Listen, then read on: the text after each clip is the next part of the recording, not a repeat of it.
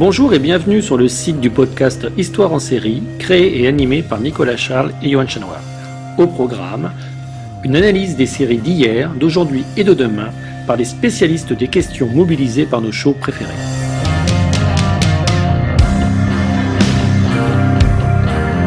Histoire en série, c'est le podcast qui met en relation histoire, sciences humaines et séries.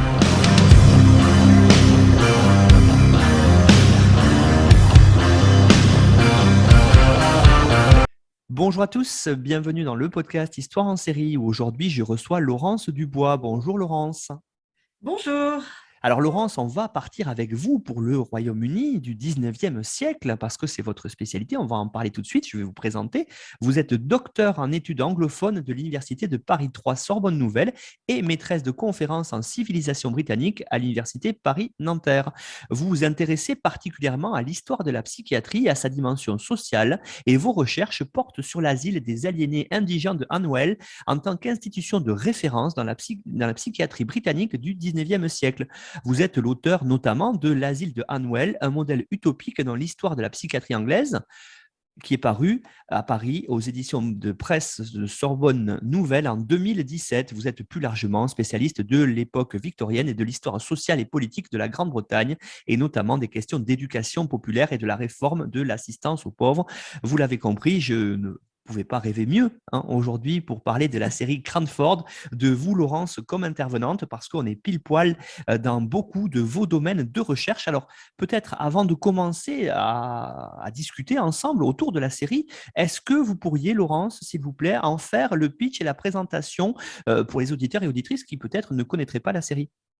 Avec plaisir. Alors d'abord, merci beaucoup pour l'invitation. Donc, j'ai choisi de vous présenter Cranford parce que pour moi, c'est vraiment une série qui présente un très grand intérêt historique et qui finalement, enfin, pour regarder cette série, si on connaît rien du tout sur l'Angleterre victorienne, on apprend des choses, mais on passe aussi à côté de pas mal de choses. Donc, c'est un petit peu un guide historique de la série qu'on va proposer aujourd'hui. Alors, c'est une série britannique, c'est ce qu'on appelle une mini-série, ce que moi j'appellerais une série compacte, donc bien pratique pour les gens qui, comme moi, aiment beaucoup les séries, mais ne savent jamais exactement où ils vont le trouver ou quand ils vont trouver le temps de les regarder. Ça fait 5 parties de 60 minutes, donc c'est vraiment très compact. Ça a été diffusé sur BBC One en 2007. La période un peu avant Noël, ils aiment bien diffuser cette série un peu avant Noël, du mois de novembre au mois de décembre, en 2007, et puis ça a été suivi d'une sorte de saison 2, mais qui n'est pas vraiment une saison 2, parce que c'est très court, c'est seulement 2 épisodes, qui s'appellent banalement Return to Cranford, en 2009. Voilà, donc c'est une série qui est inspirée à la fois librement, mais c'est vraiment très travaillé quand même, cette façon de s'inspirer de 3 romans d'Elizabeth Gaskell, en français Elisabeth Gaskell. Donc le premier, Cranford, donc pas de surprise, mais ils ont ajouté un autre roman d'elle moins connu, My Lady Ludlow, et puis un autre encore, Mr. Harrison's Confessions. Il y a eu un travail de réécriture très riche. Enfin, moi qui connais le roman de Gaskell, j'étais très, très agréablement surprise par la série, parce qu'on pouvait difficilement, en fait, faire quelque chose d'aussi complet avec juste ce roman. Donc, le travail de réécriture a consisté à mêler les 3 histoires, à mettre en valeur certains personnages qui sont moins mis en valeur dans le roman, d'autres à les préserver. Donc, il y a vraiment un travail très intéressant. Alors, cette série, en fait, elle raconte le quotidien des habitants de Cranford, beaucoup des habitantes, d'ailleurs, de Cranford. Cranford n'existe pas, c'est une bourgade imaginaire qui est située dans le nord de l'Angleterre, dans le comté de Cheshire. Et ça raconte l'évolution de ce village au cours de ce qui va devenir la deuxième moitié du 19e siècle. Enfin, plus précisément, ça se situe au début des années 1840 et plus précisément encore de 1843 à 1844. Donc, ça se passe sur une année dans ce village fictif. Alors, il faut préciser tout de suite que Gaskell, elle est très connue en Angleterre, moins en France, je pense. C'est la même chose pour cette série Cranford, d'ailleurs, qui, je pense, est inédite dans les pays francophones. Elle n'a pas été sous-titrée, diffusée. Elle est connue pour un autre bouquin qui s'appelle North and South, le Nord et le Sud, qui a aussi été adapté par la BBC en 2004. Et c'est le même principe, c'est une série relativement courte et il y a beaucoup de thèmes en fait qui sont communs. C'est une série qui est aussi très intéressante sur le plan historique. Gaskell, elle est connue parce que c'est l'un des auteurs féminins du 19e siècle qui publiait dans la revue dirigée par Dickens, Household Words, et cette revue a révélé pas mal de talents, de nombreux auteurs, dont Wilkie Collins, qu'on connaît un peu en France, donc des auteurs victoriens classiques qui sont plus connus en Angleterre qu'en France, mais qui restent vraiment des références dans la littérature britannique. Alors, qu'est-ce qui se passe dans cette série ? C'est une chronique donc sur les habitants plutôt de la classe moyenne de ce petit village, avec leur mode de vie très traditionnel, qui sont très à cheval sur la bienséance, parce que toute cette bienséance sert, et ça c'est très victorien, à maintenir une apparence de respect, enfin une réelle respectabilité, mais aussi une apparence de noblesse. Il y a beaucoup de personnages principaux, donc ça c'est assez intéressant. Il y a énormément de personnages principaux, il n'y a pas tant que ça de personnages secondaires, et les personnages principaux sont souvent féminins.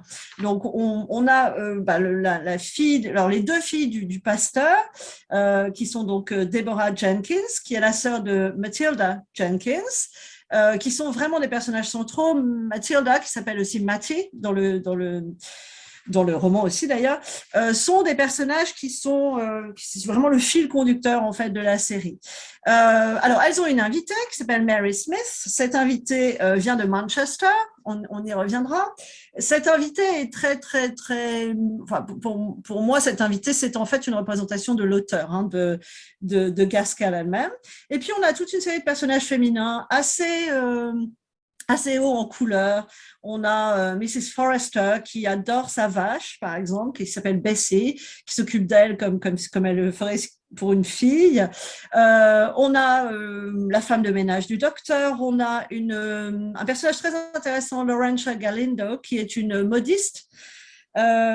Qui est une féministe avant l'heure, qui croit fermement que les hommes et les femmes sont sur un pied d'égalité.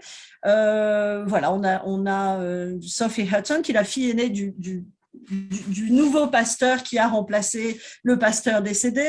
On a beaucoup de personnages féminins, et puis il y a quand même des personnages masculins. Mais les personnages masculins principaux, c'est le docteur Frank Harrison, qui est un nouveau médecin, qui incarne une forme de modernité, et puis qui devient aussi un peu la cible de toutes les attentions féminines. C'est une série dans laquelle il y a beaucoup d'humour, réellement beaucoup d'humour. On a un personnage qui est censé incarner le réformateur social, le personnage de Edmund Carter. On a aussi, qui est le métayer sur les terres de Lady Ludlow, un autre personnage féminin qui dirige un peu tout le secteur.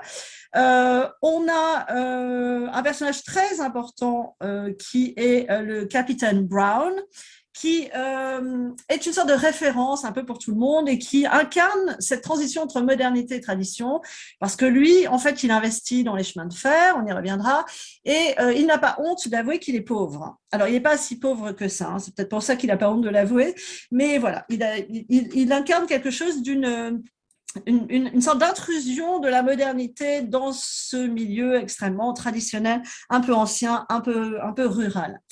Bon, voilà, il y a d'autres personnages. Ce qui est très intéressant dans la série, pour ceux qui aiment les séries britanniques, c'est que le casting quand même est assez éblouissant. On a Judi Dench, qui est très connue, pas seulement en Angleterre, Eileen Atkins, Alex Jennings, il y en a d'autres. Tout cela sont des figures du théâtre anglais, en fait, puis du cinéma anglais, puis des séries anglaises. Comme vous le savez, il y a moins en France maintenant ça, mais il n'y a pas en Angleterre cette espèce de distinction très forte entre je suis comédien de théâtre, je suis acteur de cinéma. Voilà, un comédien de théâtre peut tout faire et la série est très bien jouée. Voilà, c'est l'avantage. Et puis, les fans de Downton Abbey seront ravis de retrouver Jim Carter, qui joue le majordome, Carson dans Downton Abbey, qui joue dans la série Cranford, le Captain Brown. Et puis, on retrouve même Michelle Dockery, la célèbre Lady Mary de Downton Abbey, dans le deuxième épisode, donc Return to Cranford. Donc, c'est vraiment... Et puis alors, il y a des clins d'œil à une autre série, Lark Rise to Candleford, qui est presque contemporaine de Cranford, où on retrouve un couple qui est exactement interprété par les mêmes acteurs. Donc, c'est vraiment une espèce de... Ça s'inscrit en fait dans une sorte de tradition des séries de la BBC, qu'on appelle en anglais le period drama, c'est-à-dire les séries historiques, en fait. Voilà pour la présentation de la série. C'est assez riche, en même temps, il se passe plein de choses et pas grand-chose. C'est ça aussi qui est assez intéressant. C'est très vie quotidienne, mais il y a vraiment cette dimension historique d'un changement de la société, en fait, dans un tournant de l'ère victorienne, qui sont les années 1840. Laurence Dubois, vous avez dit justement, hein, on voit bien la vie quotidienne et ça va être la première thématique qu'on va évoquer aujourd'hui ensemble dans cette émission sur la série Cranford. Alors justement, peut-être dans cette vie quotidienne, j'aurais aimé commencer par étudier le genre et en particulier la place des femmes dans la société victorienne. On est vers le milieu de ce 19e siècle qui est triomphant avec l'industrialisation, avec ce long règne de la reine Victoria. Quelle est la place des femmes dans cette société et justement par rapport aux hommes, est-ce qu'elle joue quelque chose de particulier? On parle aujourd'hui d'égalité hommes-femmes. À l'époque, ça se passait comment?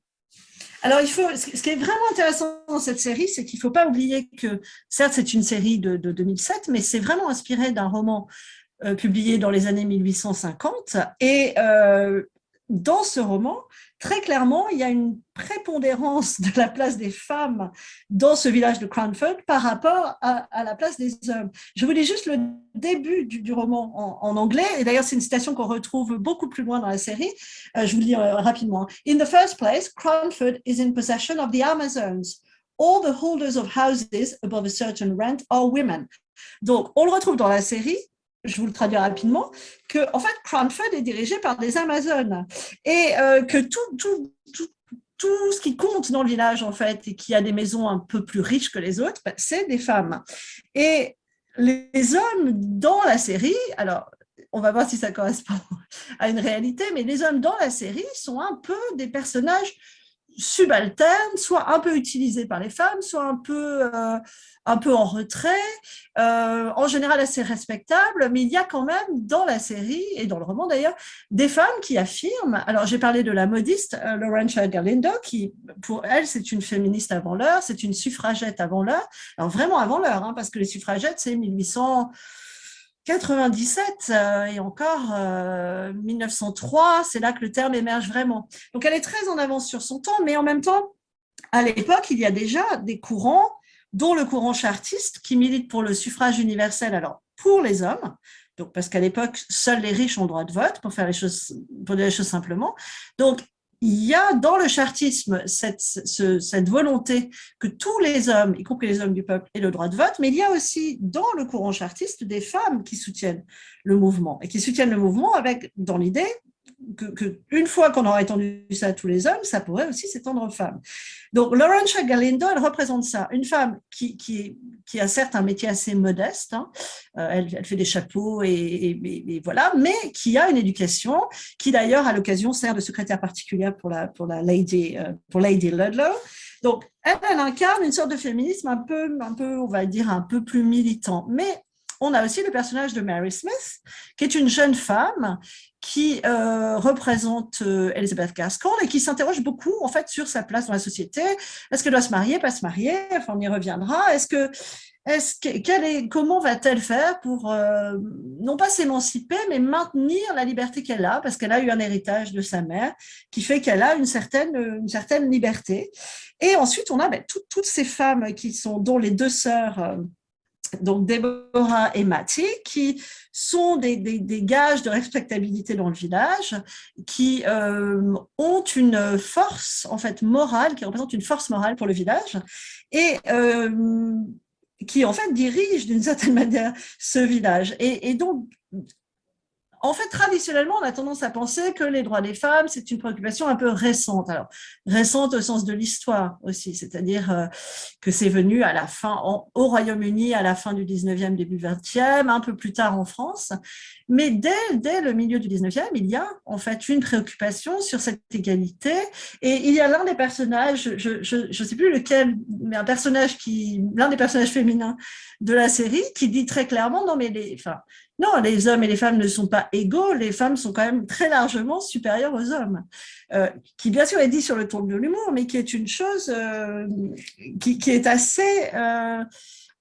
Alors, il n'y a pas de volonté de renverser quoi que ce soit qui soit exprimé en fait dans cette série ou dans le roman. Il y a juste l'idée qu'il faut se rendre à l'évidence, il n'y a pas vraiment d'inégalité homme-femme. Et alors, dans la société victorienne, ce n'est pas complètement vrai, bien sûr. On va le voir quand on parlera un peu de l'histoire du mariage. Néanmoins, on a tendance à exagérer. Il y a une fiction comme ça, enfin, une sorte de mythe en fait, de l'ange du foyer, que tout le monde a en tête. Que la femme victorienne, c'est l'ange du foyer. C'est-à-dire, c'est celle qui ne bouge pas de chez elle. Et qui... Certes, ça a existé, mais c'est très, très associé à des valeurs de la classe moyenne, de la bourgeoisie. Ça n'est pas associé du tout à la classe ouvrière, parce que dans la classe ouvrière, au 19e siècle en Angleterre, tout le monde travaille pour des raisons d'argent, y compris les enfants d'ailleurs. C'est tout le monde, les hommes, les femmes, les enfants, tout le monde travaille. Donc la femme ne reste pas à la maison, elle travaille. Et dans l'aristocratie, la femme ne reste pas non plus à la maison. Elle a énormément d'œuvres de bienfaisance, elle sort beaucoup, elle a une grande représentation un peu mondaine, mais pas mondaine que dans les cocktails, hein, une sorte de figure de vertu aussi morale. Donc c'est finalement uniquement dans la bourgeoisie, qui d'ailleurs a besoin de défendre des valeurs assez fortes, puisque la bourgeoisie est une classe émergente au XIXe siècle, qu'on retrouve cette forte inégalité des genres. Mais elle n'est pas aussi présente que ce que l'on pourrait penser dans l'Angleterre victorienne. Voilà, je vous dis ça un peu rapidement, mais c'est intéressant d'avoir ça en tête, et c'est très, très, très frappant dans cette série. Alors, c'est justement très, très intéressant ce que vous venez d'évoquer sur la place des femmes, parce qu'on peut peut-être maintenant évoquer, si vous le voulez bien, Laurence, l'histoire de la place du mariage, justement, et se poser la question, finalement, d'amour contrarié, parce que est-ce que ce mariage, il est quelque part aussi émancipateur pour ces femmes? Vous avez parlé de leur rôle moteur dans la série, mais est-ce que pour d'autres, justement, il n'est pas encore, et comme c'est l'essentiel de la société, peut-être très soumis à la volonté de l'homme? Qu'est-ce qu'on peut en dire par rapport à ce qu'on voit dans la série Cranford? Alors, en effet, il est très soumis à la volonté de la société, plus que la volonté de l'homme. C'est-à-dire que dans Cranford, ce qui est intéressant, c'est que, alors, il y a beaucoup d'amour contrarié, on va y revenir, mais contrarié essentiellement par le poids de la société. C'est-à-dire qu'il y a aussi des hommes qui souhaiteraient pouvoir épouser la femme qu'ils aiment et qui ne peuvent pas. On a un exemple très, très frappant avec Mattie, donc l'un des personnages principaux, interprété par Judi Dench, qui est une femme âgée dans la série, et qui, en fait, a raté sa vie sentimentale parce qu'elle était vraiment profondément amoureuse d'un homme qui s'appelle Thomas Holbrook, et elle n'a jamais pu se marier avec lui parce que son père, qui était pasteur, et sa sœur, trouvaient qu'il n'était pas assez bien pour elle, en fait. Et ce pauvre Thomas Holbrook, qui a 70, 75 ans à présent, et elle aussi, et ben, ça fait 30 ou 40 ans, en fait, qu'il se languit et qu'il n'a aimé qu'elle. Et donc, ce qui est intéressant dans cette notion des amours contrariés, c'est que ça concerne autant les hommes que les femmes. On a, alors, quasiment, et ça c'est très intéressant, quasiment rien ne se passe bien. Alors, ça c'est le côté romanesque. Les amours contrariés, c'est aussi un grand thème shakespearien. Enfin, depuis Roméo et Juliette, on sait bien que tout ça est très compliqué. Mais c'est au-delà d'un thème romanesque et romantique, c'est aussi une réalité de pression sociale. Par exemple, Mattie, elle a dû renoncer à son grand amour parce que son père et sa sœur ne voulaient pas qu'elle l'épouse parce qu'il n'était pas assez bien. On a un autre personnage qui est le personnage de Jessie Brown, qui est la fille du capitaine Brown. Le capitaine Brown étant par ailleurs pas un père tyrannique du tout, mais en fait, il y a une sorte d'autocensure. Elle est très amoureuse du Major Gordon et lui aussi. Et d'ailleurs, il y a une fidélité des hommes dans cette série qui est assez exceptionnelle parce qu'ils attendent. Et parfois, ça se termine bien. Je ne raconte pas tout, mais souvent pas tellement. Et en fait, elle s'auto-censure. Elle refuse sa demande en mariage 2 fois parce qu'elle ne veut pas abandonner son père qui est veuf et qu'elle veut pouvoir s'occuper de sa sœur qui finalement ne va pas survivre. Mais donc, en fait, elle se sent un devoir filial tellement fort qu'elle renonce en fait à avoir sa vie de sentimentale. Donc ça et pour elle en fait, le mariage serait vraiment une source d'émancipation. C'est-à-dire que pour elle, ce serait de pouvoir s'extraire de ce milieu familial sympathique certes, mais un peu étouffant. Bon, je ne dis pas comment ça se terminera pour elle, mais en tout cas, il y a le poids de cette société, il y a aussi le poids des interdits et des obligations qu'on intègre soi-même. Donc le docteur Harrison qui tombe amoureux de Sophie Hutton, c'est des amours contrariés aussi parce qu'elle est amoureuse de lui, il est amoureux d'elle, donc tout va bien normalement, mais en fait rien ne va parce qu'au milieu de ça, il y a la mort de son petit frère qu'elle a élevé presque comme si c'était son fils. Elle-même ne va pas très fort à un moment donné. Bon, eux, c'est un peu happy ending, mais c'est extrêmement compliqué. Et là, à nouveau, il faut absolument l'approbation du père qui ne la donne pas au départ, parce qu'il a peur que ce médecin soit soit pas quelqu'un de très sérieux. Voilà, c'est même pas une question tout à fait d'argent ou quoi que ce soit, mais c'est ça. Et le mariage, en fait, pour certaines, il est vu comme une source d'émancipation. Pour Mathilde, par exemple, ça aurait pu être une source d'émancipation parce qu'elle aurait pu avoir sa propre vie sentimentale, affective et familiale. Pareil pour Jessie Brown. En revanche, très clairement, le personnage de Mary Smith, à un moment donné, elle est courtisée par un jeune médecin qui lui plaît beaucoup, puis finalement, elle découvre qu'il n'a pas, qu'il n'a pas exactement les vertus morales qu'elle attendrait. Elle est prête à se marier avec un homme d'affaires qu'elle a rencontré à Manchester, et elle annule tout quasiment au dernier moment, et sa raison est assez simple. Elle dit non mais en fait moi je veux écrire, moi je veux être écrivain, moi je veux aller vivre à Londres et moi j'ai un peu d'argent qui a été légué par ma mère et si je me marie je perds tout ça en fait, je perds ma liberté. Et en effet on sait qu'à l'époque alors on est en 1843-44 donc on est avant ce qu'on appelait les Married Women's Property Acts, c'est-à-dire des lois qui encadrent le droit à la propriété des femmes mariées. Ça, c'est seulement en 1870 et 1882 qu'on va décider qu'une femme mariée peut conserver en fait son argent, sa fortune, si c'en est une, ses propriétés. Mais avant ça, une femme, quand elle se marie, elle perd tout, en fait, elle perd tous ses droits, elle transfère tous ses droits à son mari. Et donc, elle a plus d'argent à elle a absolument plus rien qui lui appartiennent en biens propres. Et Mary Smith dit, bon, c'est pas que je veuille pas me marier, j'aime bien ce garçon, mais en fait, je veux rester libre. Et donc, elle fait le choix de ne pas se marier pour rester libre. Donc, ça, c'est vraiment toute cette ambiguïté à la fois. Et alors, dans les amours contrariés, il y a une dernière chose dont on n'a pas parlé, c'est l'amour filial. C'est-à-dire qu'on a Lady Ludlow qui adore son fils, qui est vraiment l'incarnation de d'une sorte de jeunesse un peu dévergondée de l'aristocratie, qui est partie en Italie vivre sa vie un peu dissolue, pendant qu'elle est restée dans le château à essayer de lui préserver un héritage dont on n'est même pas sûr qu'il prendra soin à sa mort, enfin dont on sent bien qu'il ne prendra pas soin. Et elle, en fait, c'est son dernier fils, parce qu'en fait, il s'appelle Septimus, parce que c'est le 7e, mais les 6 autres sont décédés.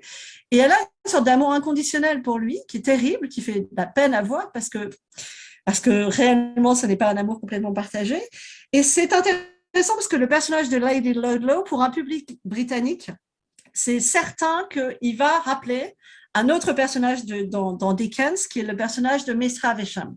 Miss Havisham, c'est dans Les Grandes Espérances, Great Expectations en anglais. Alors, Les Grandes Espérances, c'est pas l'un des romans les plus connus de Dickens ici, en France, mais alors, en Grande-Bretagne, c'est très, très, très connu. Pendant des années, tout le monde l'étudiait, même à l'école primaire. Donc, le personnage de Miss Havisham, c'est un personnage très connu. Et Miss Havisham, elle incarne incroyablement bien cette histoire des amours contrariés. Miss Havisham, elle devait se marier. Le jour de son mariage, elle s'est fait abandonner. Et tout était prêt dans son manoir pour le mariage. Donc, tout était prêt, les chandeliers, les plats, etc. Et en fait, pendant des années, elle va vivre un peu comme un fantôme, enfermée dans son manoir, dans le décor de son mariage, alors où évidemment l'étoile, c'est très gothique, les toiles d'araignée vont envahir, etc. Et le personnage de Miss Havisham, il incarne comme ça cette sorte de le désespoir d'avoir été trahi et d'avoir raté sa vie sentimentale. Et Lady Ludlow, dans la manière dont elle est là, isolée dans son château, dans la manière dont elle attend son fils qui arrivera trop tard, elle incarne vraiment ces amours contrariés parce qu'elle nous rappelle profondément le personnage de Miss Havisham. Et je pense que ça le fera pour n'importe quel public qui a lu les Grandes Espérances et n'importe quel public britannique, ça c'est sûr. Et donc, la question des amours contrariés par le poids de la société, la question du mariage. Alors, il n'y a pas vraiment de mariage forcé. C'est pareil. En fait, par exemple, pour l'aristocratie, il peut y avoir des mariages arrangés. Et c'est différent, c'est pas forcé, c'est arrangé pour ne pas perdre, pour ne pas perdre les fortunes et les biens qui sont en circulation. Pour les classes moyennes, c'est la question de la respectabilité qui va beaucoup compter. Et alors, pour les classes populaires, c'est très compliqué. Par exemple, on voit à nouveau Amour contrarié, la servante de Matty, qui s'appelle Martha, qui est très, très amoureuse d'un charpentier, mais qui, en fait, n'a pas le droit, pendant un moment, de le fréquenter. Finalement, tout s'arrange. Mais donc, il y a vraiment une ingérence de la société dans la vie sentimentale des gens, hommes et femmes, qui est très, très, très, très visible dans la série et qui correspond, en effet, à la société victorienne. Ça, sans nul doute. Vous avez évoqué tout à l'heure le cas de ce 7e enfant qui avait perdu ses 6 frères et sœurs qui étaient là avant lui. Alors, ça m'amène à vous poser la question, Laurence, autour de la mort, hein, du quotidien finalement, de la mort, parce que c'est vraiment une tragédie qui touche toutes les familles, et on commence à y rentrer dans cette société industrielle où finalement les progrès de la médecine commencent à apparaître. Mais on est quand même dans un peu un entre-deux encore, avec une mortalité, notamment infantile, très élevée. Oui, on est dans un entre-deux, on est vraiment dans ce que j'appellerais les tragédies du quotidien. C'est-à-dire qu'il y a vraiment une omniprésence de la mort. Et alors, les enfants meurent beaucoup. Il y a une mortalité infantile très forte, et c'est vrai. Des femmes qui meurent en couche, il y en a beaucoup. Dans la série, on a le cas de la mère de Sophie Hurton, mais on a aussi le cas de la servante qui va mourir en couche. C'est vraiment quelque chose qui touche toutes les classes sociales. On a aussi des maladies qui aujourd'hui sont éradiquées, mais qui restent mortelles, comme la diphtérie. Alors, le choléra n'est pas mentionné là, mais c'est aussi une maladie qui tuait beaucoup. Et dans la série, on a 2 médecins au milieu de tout ça. On a le docteur Morgan, qui incarne la vieille garde, en fait, de la médecine, et le docteur Harrison, Frank Harrison, qui est le nouveau médecin du village. Et il y a même un 3e médecin de passage, qui est l'ami de Harrison, qui s'appelle le docteur Marshland, qui, lui, se spécialise un peu dans ce qu'on n'appelait pas à l'époque l'ophtalmologie, mais dans le soin des yeux. Mais en fait, ils sont pas totalement impuissants, c'est-à-dire que le docteur Harrison, par exemple, parvient à sauver le charpentier qui en fait est tombé d'un arbre et qui risque de perdre l'usage de son bras, ce qui veut dire pour lui perdre son métier, ce qui veut dire donc perdre son moyen de subsistance. Il parvient à le sauver par une sorte de chirurgie, mais tout ce qu'on voit en fait dans cette lutte contre la mort qui en même temps est omniprésente et qui est très, très, très difficile à maîtriser, en fait, la maladie, la mort, c'est assez typique de l'époque. Enfin, les médecins victoriens, en général, ils admettent assez bien eux-mêmes qu'il y a des limites à leur connaissance scientifique et qu'ils ne sont pas capables de guérir beaucoup de maladies. Alors, ils ont, en revanche, parce qu'il n'y a pas tellement de médicaments, enfin, on va utiliser du gin ou des alcools forts comme antalgique, limite comme anesthésiant. Il y a très peu d'anesthésiants, donc on voit, il y a des scènes assez terribles dans Cranford, on voit limite des opérations qui sont faites à vif, et pourtant ils sont très attentifs, les médecins victoriens, à une amélioration de l'état du malade et aussi à une prise en compte de la douleur. Ça, c'est très particulier à la Grande-Bretagne. Quand on compare avec l'histoire de la médecine en France, il y a beaucoup moins de prise en compte de la douleur qu'en Grande-Bretagne. En Grande-Bretagne, c'est quelque chose de très, très important. Et d'ailleurs, avec le peu de moyens qu'ils ont, ils essaient toujours de veiller au confort du patient. Et donc, ils sont assez performants à l'époque dans ce qu'on appelle aujourd'hui des soins palliatifs, mais malheureusement, parfois, ça ne va pas au-delà de ça. Et il y a le personnage du médecin est un personnage intéressant dans la série, parce qu'en fait, il faut savoir qu'à l'époque, il y a une sorte de division en 3 parties. On a les médecins, qu'on appelle physicians en anglais, on a les apothicaires, apothecaries, et les chirurgiens, les surgeons. Et alors, jusqu'à la fin du XVIIIe siècle, les seuls qui ont un tout petit peu de prestige social, c'est les physicians, les médecins. Mais quand même, il n'y a pas beaucoup de respect de la population à leur égard. Ils sont l'objet de beaucoup de caricatures. Et d'ailleurs, l'ancien médecin, le docteur Morgan, explique au nouveau qu'il va falloir qu'il ait une apparence de sérieux au moins, qu'il s'habille bien, qu'il mette une perruque, enfin qu'il fasse… Parce que bon, les gens n'ont pas terriblement confiance en eux. Alors là, on est dans un contexte de bouleversement social et économique, au XIXe siècle, et donc il y a aussi un bouleversement de la profession médicale qui devient accessible à un plus grand nombre. Et surtout, alors en 1840, donc à l'époque qui nous intéresse, il n'y a pas vraiment de système de formation universitaire pour la médecine, mais il y a quand même l'Université de Londres En 1826, elle ouvre ses portes, donc University of London, et c'est la première université qui admet des étudiants sans leur faire passer le test religieux et qui va devenir une université très importante dans la formation des médecins. Et on a l'impression en fait que ce médecin, le Dr Harrison, il vient de Londres, il vient de cette université mais il vient, voilà, il incarne en fait cette sorte de modernité. Bon, il y a aussi Édimbourg, hein, qui est une très grande université pour la médecine, mais à titre d'exemple, et c'est intéressant, à Cambridge, qui est quand même l'une des universités les plus prestigieuses, depuis 1540 à Cambridge, on enseigne normalement la médecine. Mais en fait, pendant 300 ans, il y a 4 étudiants par an à Cambridge qui étudient la médecine. Donc, c'est seulement dans les années 1840, en 1842 exactement, que même Cambridge devient reconnu dans le domaine de l'enseignement de la médecine.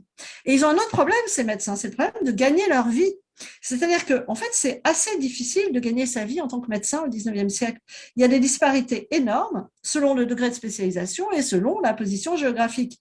Si on est spécialiste et qu'on vit à Londres, on peut espérer gagner confortablement sa vie. Mais alors, si on est débutant et qu'on n'est pas rattaché à un hôpital, alors on est mal payé en hôpital, mais au moins on parvient à acquérir un certain prestige qui fait qu'on peut attirer une patientèle.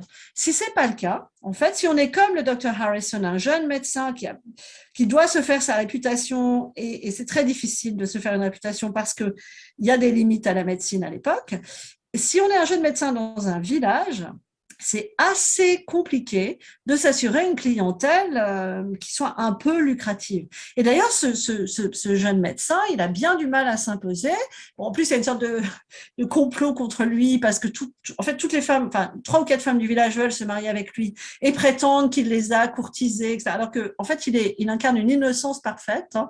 Lui, il est juste simplement amoureux de Sophie Hudson, mais comme tout le monde lui court après et qu'il ne sait pas interpréter ces signaux, il se retrouve victime réellement d'une sorte de complot contre lui, où il est rejeté, mis au banc. Alors, bon, il retrouve un peu de crédit parce qu'il parvient à sauver la femme qu'il épousera plus tard, mais en fait, il a beaucoup de mal à s'imposer, même s'il a quelques succès. Et dans la saison 2, courte saison 2, mais il n'y a plus de médecin à Cranford. C'est-à-dire que l'ancien a pris sa retraite et le nouveau est parti parce qu'en fait, il n'a pas réussi déjà à s'intégrer dans la respectabilité sociale du coin et il n'a pas réussi à se faire une patientèle qui lui permettrait de gagner suffisamment sa vie. Il part et d'ailleurs, il y a des conséquences assez énormes sur la vie du village parce que certes, il ne pouvait pas tout guérir, mais alors le fait de même plus avoir de médecins sur place fait que pour gérer les urgences médicales, et il y en a, mais il n'y a plus personne, et donc il y a une mortalité qui s'en trouve accrue.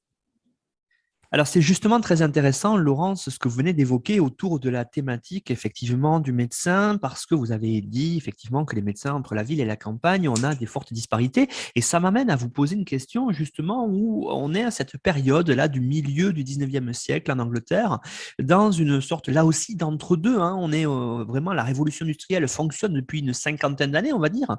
Et finalement, on est dans une période où il y a un début, d'ailleurs, très important d'exode rural vers les grandes villes. Alors, comment est-ce que dans les villages, on réagit et comment est-ce que la série montre ça, cette idée hein, peut-être dans les villages, c'est encore une communauté assez soudée, comme à Cranford. Voilà.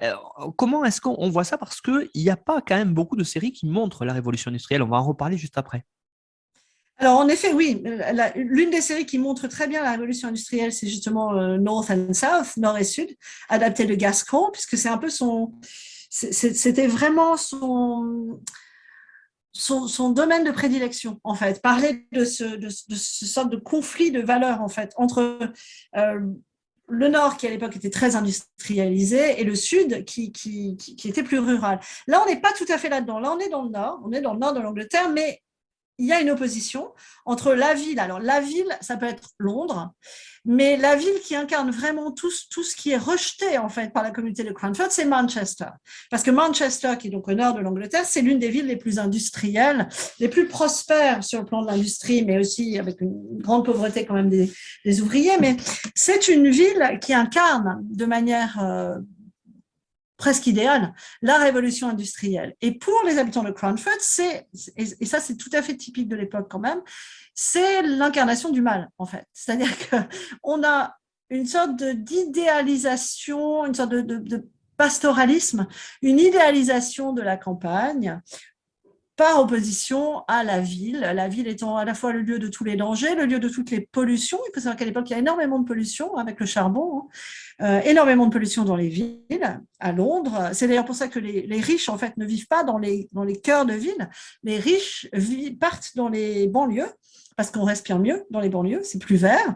Donc, Cranford, c'est le village typique, c'est un peu le village qui veut résister, qui résiste d'ailleurs à la révolution industrielle. Et qui voit dans cette industrialisation, cette mécanisation du travail, cette propension à faire de l'argent facile un peu, quelque chose de moralement répréhensible et un style de vie dont ils ne veulent pas. Alors, Cranford apparaît comme une communauté soudée. C'est vrai qu'il y a, alors soudée avec quand même énormément de potins, de curiosité mal placée, de critiques, mais quand même soudée parce que quand il arrive quelque chose à l'un des habitants ou à l'une des habitantes, il y a toujours une sorte d'ambiance d'entraide, y compris en secret. Quand Matty, par exemple, se retrouve ruiné, tout le monde va l'aider, en fait, mais discrètement, parce que il y a tout ce tabou quand même autour de la pauvreté sur lequel on reviendra. Alors, c'est une communauté soudée, mais comme toutes les communautés dites soudées, c'est aussi une communauté qui exclut pas mal l'étranger au sens large. Et il y a pas mal de réflexions qui sont comme ça au fil de la série sur les Irlandais. Bon, par exemple, le rejet de l'Irlandais est quelque chose extrêmement fort, ancré, très courant au 19e siècle, durant tout le 19e siècle en Angleterre. Et ça ressort. Il y a un rejet une peur en fait des ouvriers dont on reparlera du chemin de fer qui sont des espèces de brutes qui boivent et qui passent dans les rues et dont on a peur. Il y a quand même à Cranford, il y a cette idée quand même que le village, c'est le lieu idéal pour vivre et la ville incarne pour la majorité des habitants de Cranford, tout ce dont ils ne veulent pas, sauf pour les modernes, sauf pour le capitaine Brown qui lui veut investir, veut ouvrir le village, et pour qui va d'ailleurs très souvent à Manchester, physiquement, et puis pour un autre aristocrate du coin qui s'appelle Sir Charles Mulver, qui lui aussi veut absolument sortir de ce clivage et aussi désenclaver un peu le village de Cranford. Mais cette opposition ville-village, on la retrouve, c'est très intéressant parce qu'on la retrouve à la fin, enfin, dans les années 1880, on la retrouve dans une forme de socialisme qui est le socialisme de William Morris, où il y a vraiment dans son, alors j'ai oublié, News from Nowhere, voilà le titre de son livre, il y a vraiment une sorte d'exaltation de la vie à la campagne qui serait en fait le retour à une communauté viable. C'est quelque chose qu'on retrouve aussi dans l'owenisme, par opposition à la ville, qui est symbole de pollution, violence, oppression des travailleurs. Voilà. Mais à Cranford, c'est pas tellement l'oppression des travailleurs qui leur pose un problème. C'est plus cette société un peu décadente comme ça où l'argent est roi, où on n'a plus vraiment de valeur morale et c'est très très typique et c'est très présent dans Cranford, de manière presque caricaturale d'ailleurs.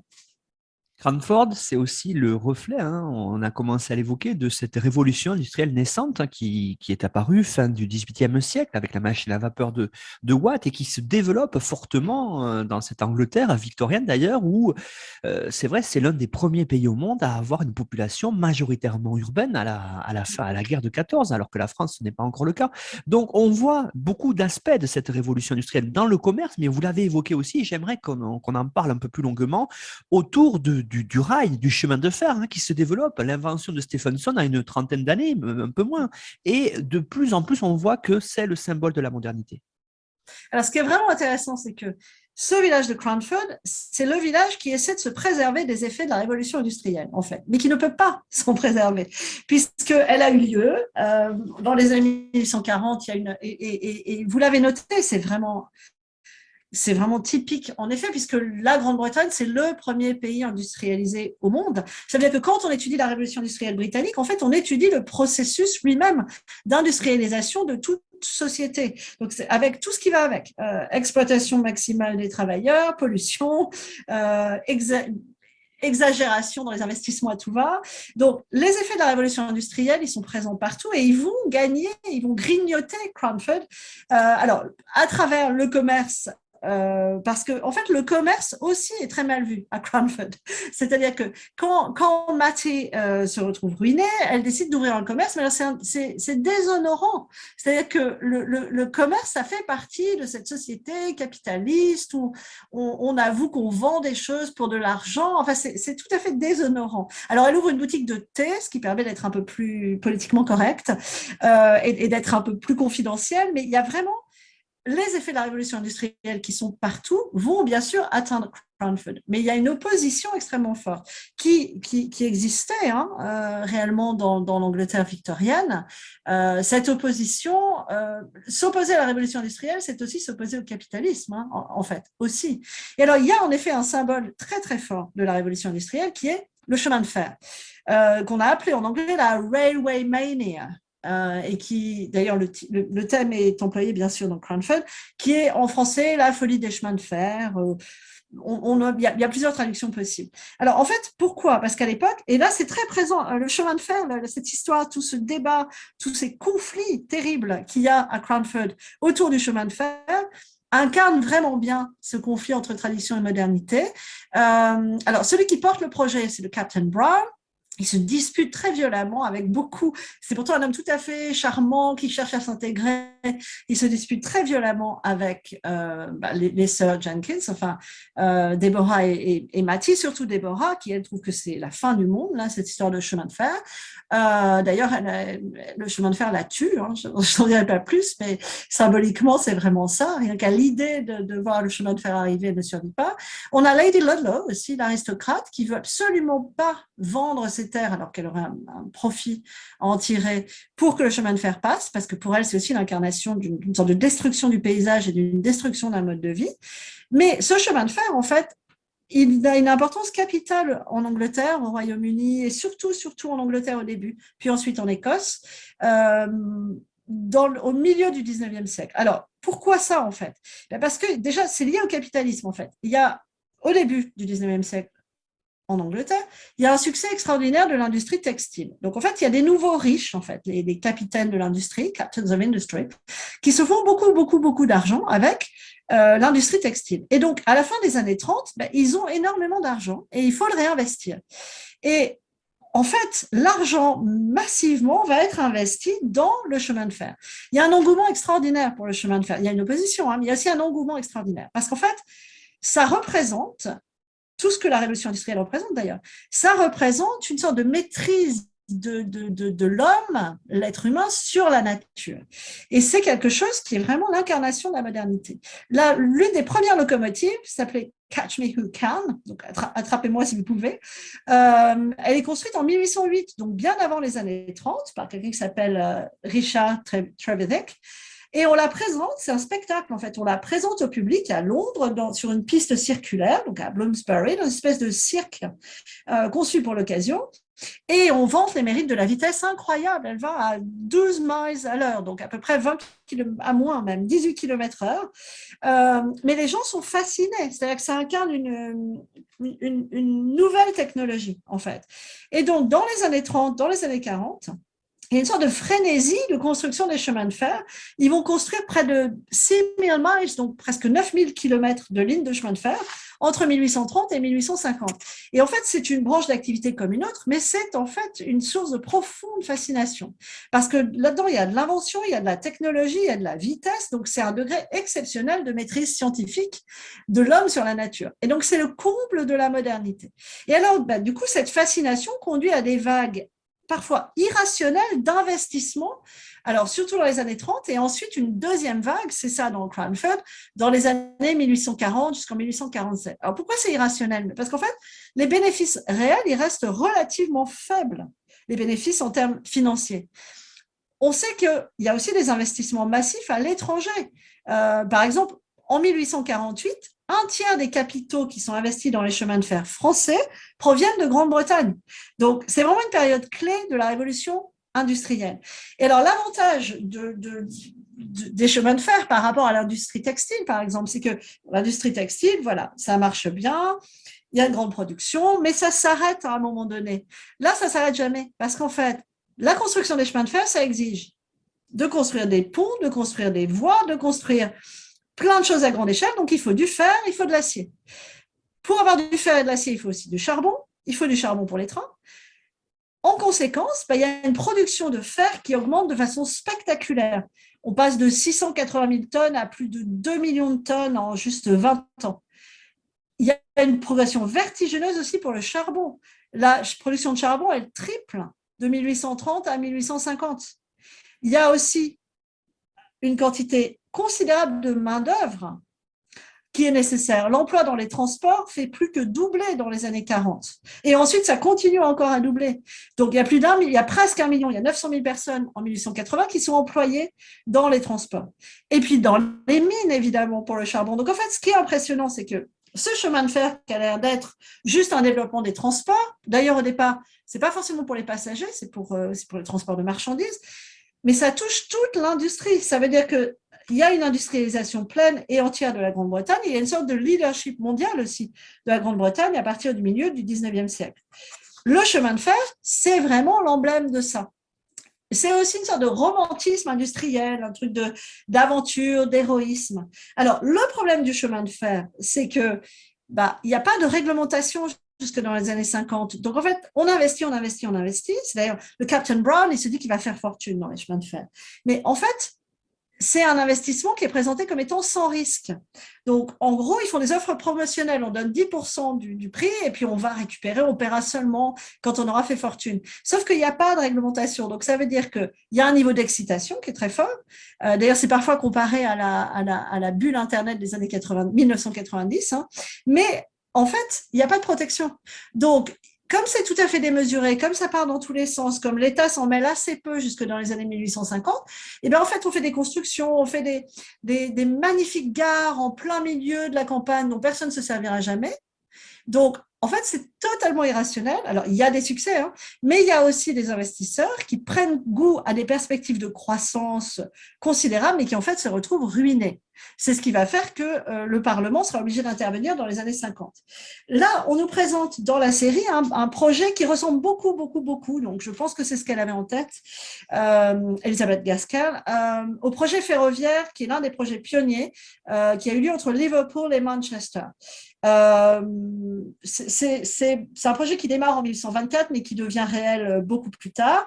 Et ce qui est très intéressant, c'est que sur ce projet, Liverpool-Manchester, on voit exactement ça. On voit un enthousiasme, une excitation, quelque chose d'extraordinaire, et puis une opposition aussi. Opposition de qui? De ceux qui gagnent déjà très bien leur vie avec d'autres modes de transport, les canaux, par exemple, qui sont très répandus, et puis aussi les routes payantes. Et puis, on voit aussi une opposition des gens dans les campagnes, en fait, qui ont peur de voir une espèce de monstre de locomotive arriver chez eux et détruire leur paysage et détruire leur ville, et potentiellement, et c'est dit dans Cranford, apporter dans les villages une nouvelle population dont on ne veut pas forcément. Parce que Cranford, c'est une communauté soudée, mais ce n'est pas une communauté très accueillante. Donc, on ne veut pas forcément d'une nouvelle population un peu pauvre, un peu dont on ne sait pas exactement comment elle s'intégrera dans le paysage. Donc, le projet Liverpool-Manchester, c'est un projet qui a été extrêmement médiatisé. Donc, la machine à vapeur de George Stephenson, qui est connue sous le nom de Rocket, qu'on ne traduira pas par fusée à l'époque, hein, mais bien Rocket comme les missiles. C'est emblématique de ce projet. Stevenson, il invente cette machine, il devient l'ingénieur en chef de la compagnie. Le projet de loi pour cette ligne, il est retardé, puis finalement, il est adopté par le Parlement. Il y a une grande inauguration avec le Premier ministre de l'époque, le duc de Wellington, ça c'est dans les années 30. Mais en fait, il est accueilli à coups de jets de pierre et de cris de colère parce qu'on lui en veut, parce qu'il s'est opposé à la réforme parlementaire pour le droit de vote. Donc, il y a vraiment une ébullition, en fait, totale. Et cette période, elle est vraiment intéressante en termes d'histoire économique. C'est très étudié en histoire sociale et économique parce que, en fait, toute cette folie, cette manie des chemins de fer des années 1840, certes, il y a eu énormément de pertes financières, il y a eu beaucoup d'arnaques, pour dire la vérité, de fausses sociétés qui se montaient en 3 jours, qui vendaient des actions, puis finalement ils disparaissaient. Il y a eu aussi une mauvaise planification, construire des gares extraordinaires au milieu d'endroits où personne n'allait prendre le train. En même temps, c'était aussi quand même complètement une vision d'avenir. C'est-à-dire que le chemin de fer, ça n'était pas quelque chose qui allait servir à rien. Ça a développé évidemment les transports de passagers, évidemment l'industrie, évidemment le tourisme aussi en Grande-Bretagne. Donc en fait, ce qui est intéressant et tout à fait typique de l'époque, c'est qu'il y a une sorte d'exaltation, mais il y a aussi il y a des choses qui fonctionnent mal, mais il y a aussi un véritable investissement pour l'avenir dans ces chemins de fer. Et juste une dernière chose sur les chemins de fer, il faut qu'on termine quand même sur la question de la sécurité, parce que dans Cranford, il y a un accident c'est dans la saison 2, qui est quand même qui est un grave accident, une sorte de déraillement, alors qui est dû, bon, je ne dis pas à quoi c'est dû, il y a un côté un peu folklorique toujours, parce que c'est une série qui, malgré des moments réellement tragiques et plutôt émouvants, a aussi des côtés un peu fleur bleue, et a aussi beaucoup d'humour. Ça, c'est clair. Mais là, c'est pas drôle. Là, l'accident de train dans Cranford, il n'est pas drôle du tout. Et en fait, cet accident, il est pas rare du tout, hein. C'est pas du tout sécurisé de prendre le train, moins qu'on puisse dire, hein. Voyager en train, c'est vraiment pas le moyen de transport le plus sûr qu'on peut prendre à l'époque. Les accidents étaient nombreux, très très nombreux. Le plus célèbre, c'est un accident qui arrive plus tard, donc en juin 1865, c'est l'accident ferroviaire de Staplehurst. Alors, il fait vraiment la une des journaux. Pourquoi ? Parce que Charles Dickens, donc notre auteur bien connu, était à bord, c'est l'un des passagers. Il a survécu, il y a environ quand même 50 personnes blessées et 10 personnes qui sont mortes dans l'accident de Staplehurst. Cet accident, c'est le plus emblématique, hein, mais c'est pas le seul. Voilà. Donc, sur le chemin de fer, Cranford, c'est assez admirable parce que ça reprend tous ces thèmes-là, un peu dans le désordre, mais ça reprend tous ces thèmes-là. Venons-en maintenant, si vous voulez bien, Laurence, peut-être au contexte politique. Vous avez commencé à évoquer un petit peu, mais j'aimerais qu'on voit un contexte politique spécifique à l'Angleterre de ce début 19e siècle. On l'a déjà évoqué d'ailleurs avec Pierre-Yves Beaurepaire, hein, pour la série Paul d'Arc. C'est l'image de la France et en particulier la version que l'on voit dans ces périodes de drama sur cette époque-là autour de la Révolution française. C'est quelque chose de très marqué. Alors, ce qui est très marqué, c'est que dans cette série, comme dans le roman, comme dans beaucoup de séries qui reflètent en fait cette société victorienne, il y a des références à la France. Elles sont pas si nombreuses que ça, mais elles sont très récurrentes et elles sont très ambivalentes. Alors, elles sont bien loin d'être toujours positives, hein. En gros, la France, c'est bien pour la mode. C'est bien. Si on veut s'acheter si on veut s'acheter un petit vêtement à la mode, il faut le commander en France. Il y a d'ailleurs tout un imbroglio sur le fait que elle commande un jupon, croyant commander une cage pour son perroquet. Enfin, l'un du personnage, c'est assez drôle. Mais donc, la France, c'est super. C'est vraiment le pays qui incarne le mieux la mode. Mais alors, pour tout le reste, c'est vraiment dangereux. Et d'ailleurs, c'est pas pour rien que le Holbrook, qui vient de revenir dans la vie de Mathieu, donc c'était son prétendant de toujours, en fait, il part en voyage à Paris et le voyage lui est fatal, en fait. Donc, mais c'est pas pour rien, quoi, qu'il meurt en France. Et il y a évidemment des références un peu, pas très claires, mais très, très, très, très claires si on connaît un peu l'histoire de la Grande-Bretagne et ses relations conflictuelles avec la France, au fait que, en fait, la France, c'est vraiment le pays de tous les dangers, c'est un pays de révolution, c'est un pays qui pourrait nous envahir. Alors, il faut vraiment qu'on garde toujours en tête, on l'oublie un peu aujourd'hui, mais la France et la Grande-Bretagne ont été en guerre sans arrêt. Depuis la guerre de 100 ans jusqu'à la dernière guerre, c'est 1815. Donc, c'est vrai que comme depuis 1815, il n'y a plus de guerre entre la France et la Grande-Bretagne, on a tendance à penser que ce sont des alliés naturels, mais alors, pas du tout. C'est-à-dire qu'en 1840, on est encore complètement dans cette idée que, bon, c'est fini les guerres avec la France, mais enfin, ça pourrait revenir et la France pourrait nous envahir. Et alors, pourquoi la France pourrait nous envahir ? Parce que la France, c'est un pays de révolutionnaires, en fait. Et alors, la Révolution française, c'est finalement l'un des événements de l'histoire britannique, alors que concrètement, non. Mais en fait, si, parce que déjà, il faut savoir qu'il y a eu un soulèvement irlandais, donc des Irish Uprising, en 1798, donc les Irlandais qui se sont soulevés contre les autorités britanniques, fait très intéressant. Tout le monde était contre les Britanniques, y compris les protestants, qui auraient dû les soutenir. Donc, et en fait, en 1798, ils étaient largement inspirés par la Révolution française. Et en fait, au tout début, finalement, il y avait un peu de sympathie pour la Révolution française, parce que 1789-1790, ça n'a pas été tellement au-delà. Parce qu'en fait, les Britanniques aussi, ils avaient eu leur révolution.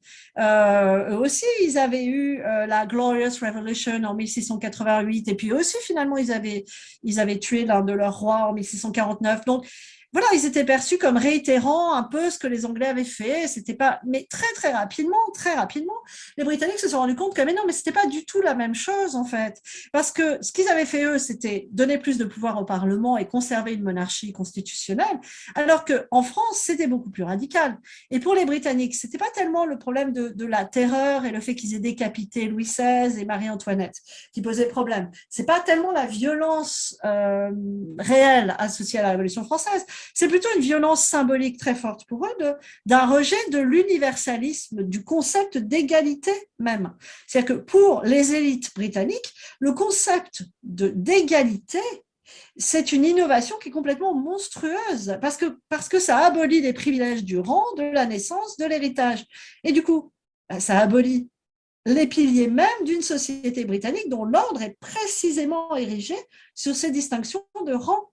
Donc, en fait, l'inégalité pour un Britannique, et c'est Edmund Burke qui a très bien développé ça dans son livre Reflections on the Revolution in France, la hiérarchie, la naissance, l'héritage, donc l'inégalité, mais c'est ça qui fonde une société civilisée. Donc, le grand slogan révolutionnaire, les hommes naissent libres et égaux en droit, mais en fait, pour la plupart des Britanniques de l'époque, mais c'est complètement inacceptable. Ça va à l'encontre de l'ordre de la nature, ça va à l'encontre de la providence divine. Donc, en fait, l'inégalité telle qu'elle existait au Royaume-Uni à l'époque, et d'ailleurs, il y a toujours une monarchie au Royaume-Uni, on est au courant, avec le décès de la reine Elisabeth très récemment, on est au courant que la monarchie parlementaire est l'un des piliers en fait de la société britannique. Alors au 19e siècle, l'idée en fait de promouvoir l'égalité, mais c'est complètement dangereux et ça va mener à une espèce d'anarchie totale. Donc, Burke, il a publié son bouquin en 1790, donc rapidement, Reflections on the Revolution in France, et c'est d'ailleurs resté une référence pour toute la tradition conservatrice en Grande-Bretagne et ailleurs. Et pour lui, l'ordre social, il faut qu'il soit préservé. Et évidemment que c'est ça qui va préserver une forme de démocratie. Donc, voilà. Donc ça, c'est le rejet de la Révolution française. Mais en même temps, ce qui est intéressant, c'est que bien sûr, il y a aussi un autre courant. Là, je parle des élites qui dirigent le pays, mais il y a un autre courant qui, au contraire, va trouver ça extrêmement inspirant. Et on a des gens comme William Blake, le poète, comme Thomas Paine, qui a eu une influence très forte sur la Révolution américaine, William Cobbett, moins connu en France, Mary Wollstonecraft, l'une des premières féministes, le poète Shelley, eux, au contraire, après, dans les années 1815, 1830, etc., il y a tout un courant, dont les chartistes, qui trouvent que, mais non, en fait, c'est une excellente idée, la Révolution française. Et en fait, ça va permettre finalement au Parlement britannique, par peur d'une révolution, de prendre des réformes, notamment pour le droit de vote, mais aussi pour l'assistance aux pauvres, des réformes beaucoup plus sociales, beaucoup plus on va dire, en faveur du peuple, par crainte de cette Révolution française. Donc en fait, c'est une sorte de contre-modèle, la Révolution française, un modèle pour les radicaux, les réformistes, et un contre-modèle, surtout à ne pas suivre, et donc il faut tout faire pour l'éviter, pour les élites dirigeantes à l'époque. C'est faiblement perceptible. Si on le sait, on le voit très bien dans la série. Si on n'est pas au courant de tout ça, ça peut passer à la trappe. C'est pour ça que c'est intéressant de savoir, pour repérer toute cette... tout ce French bashing récurrent qui quand même existe dans la série. Et c'est aussi pour ça, Laurence, que vous, les intervenants et intervenantes d'Histoire en série, vous regardez avec votre œil expert une série, ça permet d'expliquer un certain nombre de choses qui peuvent paraître inaperçues pour l'ensemble du grand public. Alors, peut-être on en arrive maintenant, Laurence, à la question, à la thématique qui est aussi intéressante des classes sociales et des enjeux de pouvoir. Alors, je voulais qu'on évoque, vous avez commencé à en parler, mais j'aimerais qu'on évoque un peu plus longuement maintenant la question de la pauvreté, qui est une de vos spécialités aussi, à travers le regard autour des inégalités de classe et des enjeux de pouvoir qu'on peut voir transparaître dans la série. Oui, alors dans la série, il y a vraiment, alors c'est un peu caricatural, mais ça correspond quand même à une réalité. Mais on a des personnages qui sont censés incarner la pauvreté absolue, l'indigence même, on va dire. On a des personnages qui incarnent la richesse absolue, donc ça c'est Lady Ludlow. Le personnage qui incarne la pauvreté absolue, c'est le personnage du braconnier, du père du petit Harry. Et entre deux, on a une sorte de classe moyenne, respectable, toutes ces femmes qui habitent dans le village. Et puis aussi le Captain Brown, qui est quelqu'un qui d'ailleurs finira par se remarier avec une aristo de seconde classe, je dirais, enfin, quelqu'un qui appartient à la gentry. Et de la pauvreté, alors la pauvreté au 19e siècle en Grande-Bretagne, c'est vraiment un élément majeur, complètement majeur. Mais en fait, dans la série, ce qui est intéressant, c'est qu'on voit aussi cette sorte de tabou autour de la pauvreté. C'est-à-dire qu'il ne faut pas dire qu'on est pauvre, il ne faut pas non plus dire qu'on a trop d'argent. Enfin, il y a toute une sorte de respectabilité autour de ça. Et la réelle pauvreté qu'on voit à travers le personnage du braconnier, donc du père de Harry, alors cette pauvreté-là, en fait, c'est une pauvreté qui est l'une des grandes préoccupations, malgré tout, des autorités britanniques à l'époque. À l'époque, on a une réforme du système d'assistance aux pauvres. Donc, c'est la nouvelle loi sur les pauvres, New Poor Law de 1834, qui est très impopulaire parce qu'en fait, en gros, elle s'appuie sur le principe qu'il ne faut surtout pas encourager les gens à être pauvres. Donc, il faut les aider, mais pas trop. Je caricature un peu, mais il faut les obliger à aller dans des asiles pour les pauvres, des workhouses pour trouver assistance. Et là, il ne faut pas qu'ils aient une vie trop confortable. En gros, c'est une sorte de chasse à l'assistanat. Même si ça, c'est l'idéologie de la nouvelle loi sur les pauvres de 1834, on sait que dans les faits, ça a été beaucoup plus contrasté que ça, beaucoup plus subtil que ça. Mais en fait, cette pauvreté en milieu rural, et là, c'est vraiment intéressant. Et d'ailleurs, l'un des personnages qui est un personnage de réformateur, qui est le personnage du métayer, en fait. Enfin, c'est plus que ça. C'est un peu celui qui dirige c'est un peu l'intendant de la propriété de Lady Ludlow. Ce personnage-là, qui est un personnage très intéressant parce qu'il incarne aussi une forme de modernité et une forme de réformisme social.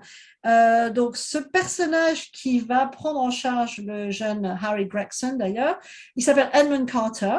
Et ce personnage, en fait, il fait référence à l'origine de la pauvreté.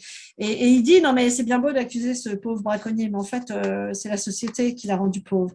Et il fait référence à un mouvement dont on parle beaucoup en Écosse, moins en Angleterre, mais qui est très important. C'est le mouvement alors en anglais c'est enclosures, et en anglais on a traduit par enclosure, ce qui n'est pas une traduction en fait, qui est une sorte de remembrement. Je vais expliquer rapidement ce que c'est et les conséquences sociales énormes que ça a eu. En fait, au début du 19e siècle, le Parlement adopte une loi générale sur l'enclosure en 1801, qui est renforcée par une loi de 1845. Ça signifie quoi? En vertu de cette loi, maintenant, tout village est autorisé à clôturer ses terres. Il suffit que les 3/4 des propriétaires fonciers soient d'accord et qu'ils soient allés le demander au Parlement. Mais comme en fait les propriétaires fonciers sont aussi ceux qui ont des sièges au Parlement, ça ne pose pas de gros problèmes pour eux d'obtenir ça. Ça renforce, ça concentre la propriété foncière. Pourquoi on fait ça? Au départ, on dit que c'est parce qu'il y a besoin d'une amélioration des rendements dans l'agriculture parce qu'il y a un accroissement de la population. Ce qui est vrai, il y a un accroissement de la population. C'est vrai aussi qu'il faut améliorer les rendements dans l'agriculture, mais il y a aussi l'idée de s'enrichir pour certains propriétaires terriens. Ça consiste en quoi? C'est la fin de tout un mode de vie, parce qu'en fait, avant, il y a des champs qui sont ouverts à tous, il y a des choses partagées, il y a ce qu'on appelle les terrains qui sont communs. Et donc, du coup, il y a des ressources dans un village qui sont disponibles pour tout le monde, riches ou pauvres, et en général, plutôt pour les pauvres. Donc, il y a des droits pour ceux qui ont des vaches ou des moutons, par exemple, il y a le droit de les mettre en pâture dans un endroit qui n'est pas à eux. Il y a le droit de prendre du bois de chauffage dans la forêt. Il y a le droit bêtement, mais de cueillir des champignons, de cueillir des mûres dans la forêt. Il y a même le droit de chasser modérément dans les forêts. Et d'un seul coup, alors, c'est progressif, mais il y a une accélération du phénomène. Entre 1750 et 1850, il y a 4000 lois, Acts of Parliament, qui passent. Et d'un seul coup, on décide que, non, en fait, tout ce qui était plus ou moins public, en fait, qui appartenait parfois aux seigneurs du château, mais qui donnait accès librement, ça devient propriété privée. Donc, les propriétaires fonciers, éventuellement, ils peuvent augmenter les loyers, éventuellement, ils peuvent décider que ils gardent tout pour eux, et puis ils mettent leurs moutons, et puis du coup, ils récupèrent la laine. Et qu'est-ce que ça veut dire? Ça veut dire qu'en fait, les formes anciennes d'utilisation des terres, ça a été dénoncé par Marx, d'ailleurs. Marx, comme vous le savez, a vécu longtemps en Grande-Bretagne. Il a beaucoup dénoncé ce phénomène des enclosures comme la fin du communisme. Donc, communauté vivant, partageant les ressources, et le début, ou en tout cas l'exaltation du capitalisme. Ça implique quoi? Ça implique qu'en fait, tout devient fermé, et ça veut dire que si on est pauvre et qu'on ne possède pas de terrain et qu'il y a des clôtures, personne désormais n'est autorisé à accéder aux ressources qui sont offertes par cette bande de terre qui autrefois appartenait à tout le monde mais qui maintenant est clôturée. Concrètement, du coup, ça veut dire que ça entraîne forcément du braconnage, du vol. On peut aller en prison, on peut se retrouver en prison parce qu'on est allé sur le territoire de Lady Ludlow, par exemple, pour ramasser du bois ou pour chasser des lapins. Et en fait, c'est une sorte de remembrement, mais ça a créé un exode rural considérable parce que les pauvres qui arrivaient à subvenir à leurs besoins plus ou moins bien, plus ou moins mal, mais plus ou moins en tout cas qui arrivaient à survivre, parce que là on est sur des questions de survie, ne peuvent plus survivre dans ce système s'il est appliqué de manière trop rigide. Et ça a entraîné un exode rural qui a créé, et ça c'est aussi une perspective marxiste, mais qui correspond vraiment quand même à une réalité assez objective, qui a créé une force, une main-d'œuvre. Je dis sur l'anglais workforce, une main-d'œuvre à pas cher, en fait, disponible pour les usines dans les villes. Parce qu'en fait, quand on ne peut plus survivre dans sa campagne, on part en ville et on prend un travail non qualifié, donc dans les usines, pas cher, payé à pas cher, qui va nous permettre simplement de survivre. Et donc, ça a créé, en fait, une très grande pauvreté et une main-d'œuvre à bas coût qui a permis d'accentuer un peu, probablement beaucoup, l'exploitation des ouvriers qui était déjà très en place au début de la mise en place de la création des usines, en fait. Et ce qui est intéressant, c'est que ça, dans Cranford, c'est une chose qu'on repère assez facilement. Et le Edmund Carter, qui est lui un réformateur, réformiste, est scandalisé par ça. Et c'est le paradoxe parce que c'est lui qui est chargé de surveiller les terres de Lady Ludlow et il va intercéder en la faveur du père de Harry pour qu'il ne se retrouve pas en prison, pour qu'il ne soit pas condamné parce qu'il a chassé illégalement sur les terres. Ce qui arrivait aussi, il y avait quand même une sorte de... pas de complaisance, mais de bienveillance, je dirais, des propriétaires terriens, très souvent, mais pas toujours. Et c'est ça le vrai fond du problème, c'est que les pauvres qui n'avaient plus rien pour subsister se retrouvaient complètement à la merci de l'humeur de Lady Ludlow, en fait, pour revenir à notre série. Alors, il y a aussi un autre aspect qui est très intéressant. Vous avez parlé notamment des réformateurs. Il y a beaucoup de réformes qui se font au 19e siècle en Angleterre pour la population, avec, vous l'avez dit, l'aide aux pauvres notamment. J'aimerais qu'on parle un petit peu maintenant de quelque chose qui se voit aussi et qui est aussi développé à cette période-là en Angleterre, c'est l'éducation populaire. Qu'est-ce qu'on peut dire là-dessus? Parce que c'est aussi un aspect très important qui va nous conduire petit à petit vers notre société actuelle. Oui, alors c'est très présent dans la série à travers le personnage de Harry, donc le petit garçon dont Edmund Carter, qui dirige la propriété de Lady Ludlow, repère l'intelligence, la vivacité d'esprit, et qui, bien sûr, comme il est pauvre, comme il est fils de braconnier, enfin pas de braconnier au départ, mais comme il est très pauvre, il n'a aucune éducation, il n'a aucune instruction. Et Edmund Carter va décider qu'il faut absolument lui donner une instruction, il va l'aider, et puis bon, il se trouve qu'il va lui léguer un héritage qui va lui permettre de recevoir ensuite la meilleure éducation possible et de s'émanciper complètement et de passer d'une classe sociale extrêmement défavorisée à une classe sociale beaucoup plus bourgeoise, on va dire, mais en tout cas instruite. En fait, la situation dans les années 1840, alors au début du 19e siècle, c'est encore pire. Beaucoup d'historiens s'accordent vraiment à dire que c'est tellement négligé en fait l'instruction que c'est très difficile de trouver un enfant des classes laborieuses qui aille à l'école. Parce qu'en fait, même si les parents sont parvenus à soustraire leur enfant au travail en usine ou ailleurs, puisque les enfants travaillent. De toute façon, ils n'ont pas les moyens d'envoyer leurs enfants dans des écoles qui sont pour la plupart privées. Et il n'y a pas d'école publique gratuite digne de ce nom auquel ils peuvent les inscrire. Donc, il leur reste la possibilité de les envoyer dans les Sunday Schools, qui sont des écoles du dimanche, plus tard les Rugged Schools, mais en fait, même en 1860, donc plus de 15 ans après le développement de ces écoles pour les classes populaires, il y a très très peu de gens des classes laborieuses qui envoient leurs enfants à l'école. Aussi pour une raison assez simple, c'est que leurs enfants travaillent. Et donc, s'ils les envoient à l'école, du coup, ils ne travaillent plus. Et donc, c'est une perte de revenus assez énorme. Et même quand ils vont à l'école, ça dure...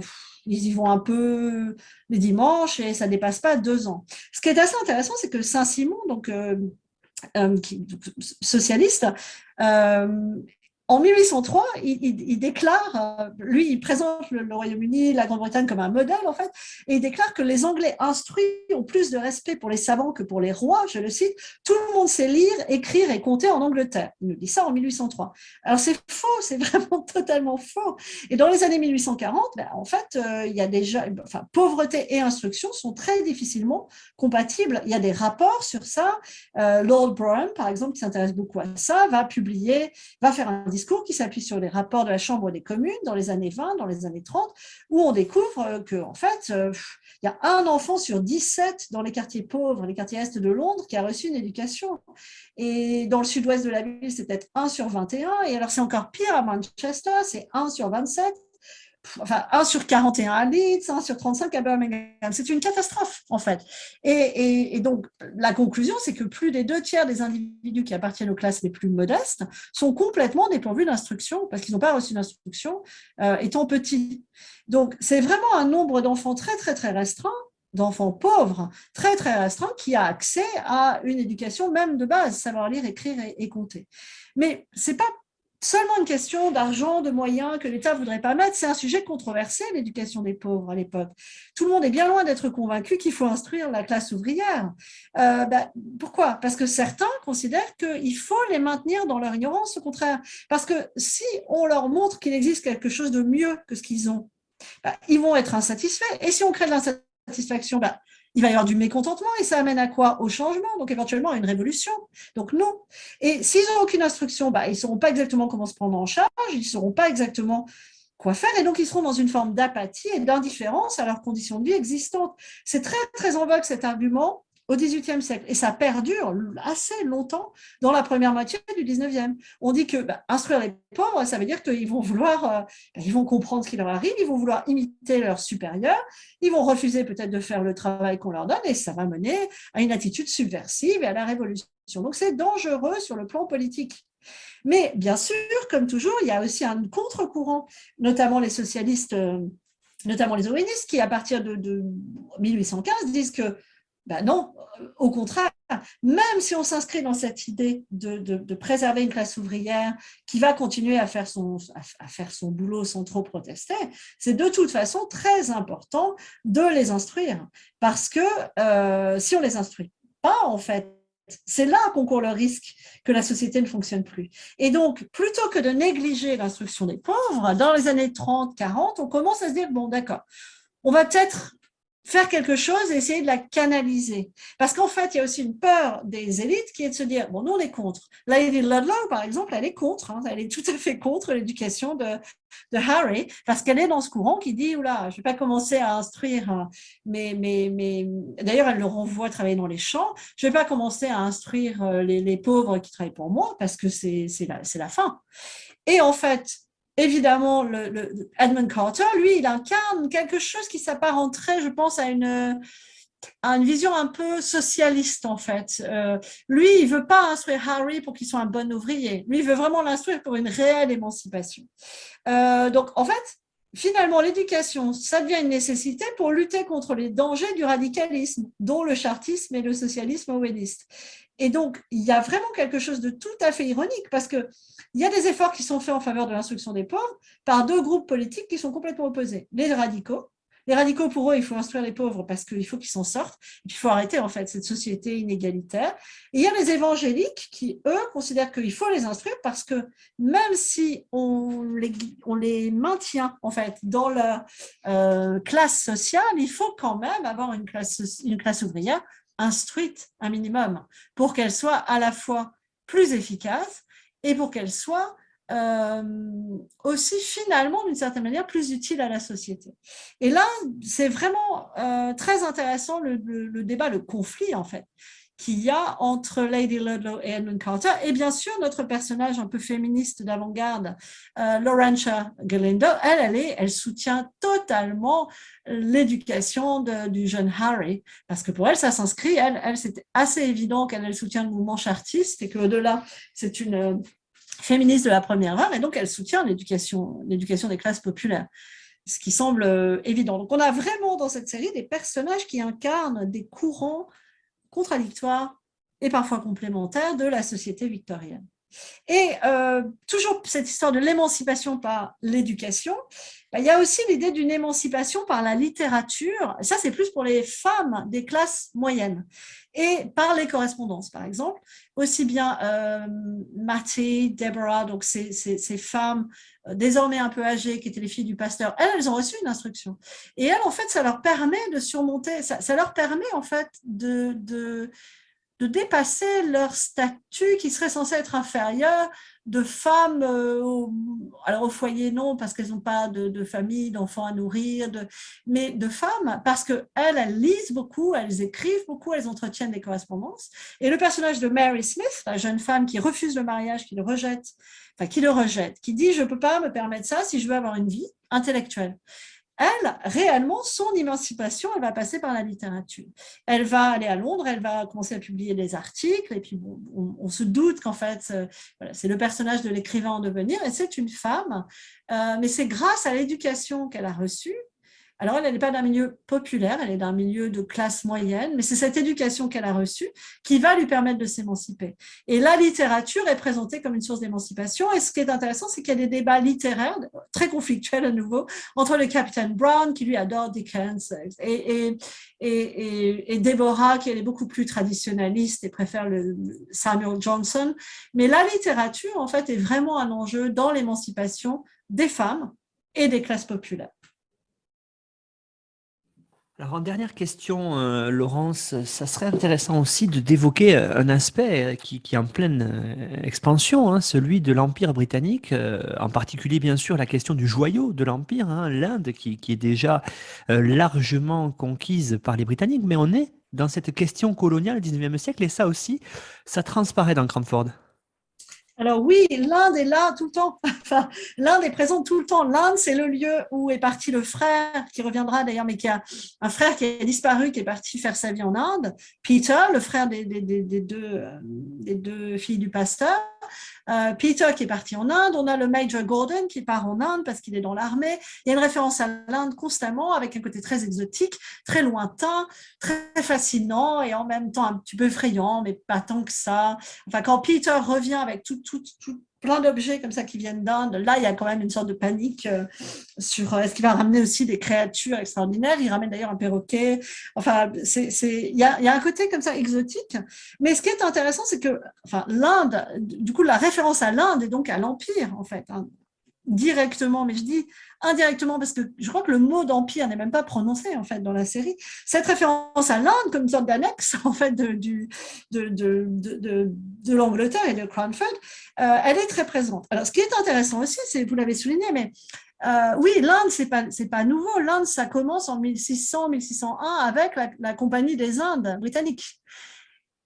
Dans les années 1840, l'Inde n'est pas encore considérée comme le joyau de l'Empire, the jewel of the empire, en fait, parce que ça viendra un peu plus tard, dans les années 1870, quand la reine Victoria deviendra aussi, par la volonté de son Premier ministre, hein, donc c'était vraiment une opération de communication coloniale, elle deviendra impératrice des Indes. À ce moment-là, vraiment, l'Inde sera considérée comme le joyau de l'Empire.